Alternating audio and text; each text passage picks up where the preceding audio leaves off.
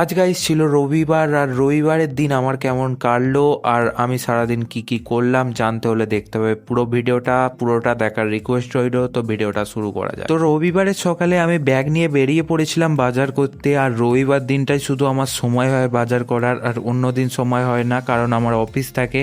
আর বাজার কমপ্লিট করে এসে বসে পড়েছিলাম হার্ড ডিস্ক নিয়ে মুভি দেখতে। যেহেতু কালকে শনিবার ছিল তার কারণে আমি বহুত রাত্রি করে শুয়েছিলাম টিভি দেখে, আর টিভি জ্যাক খুলতে আমি ভুলে গিয়েছিলাম। তো আমি একবার সুইচটা অন অফ করে নিলাম।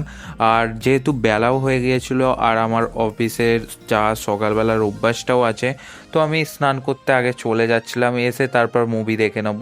তো আজকে বডি ওয়াশটা নিয়ে নিয়েছিলাম লাক্সের।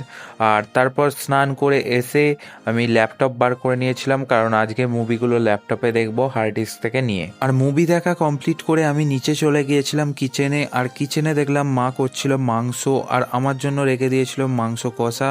আর এই অভ্যাসটা আমার ছোটবেলা থেকেই আছে মাংস কষা খাওয়ার। তারপর আর দেরি করিনি, খেতে বসে পড়েছিলাম গরম গরম মাংসর ঝোল আর গরম ভাত। মানে জাস্ট এই গরম ভাত আর গরম মাংসর ঝোল খেতে না গাইস কি বলবো, অসাম লাগে।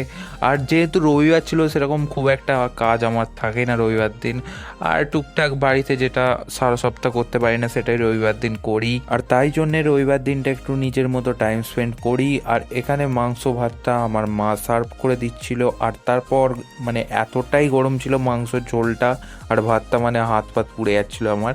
আর তারপর ওপরে চলে গিয়েছিলাম, ওপরে গিয়ে খাচ্ছিলাম বসে বসে নিমকি।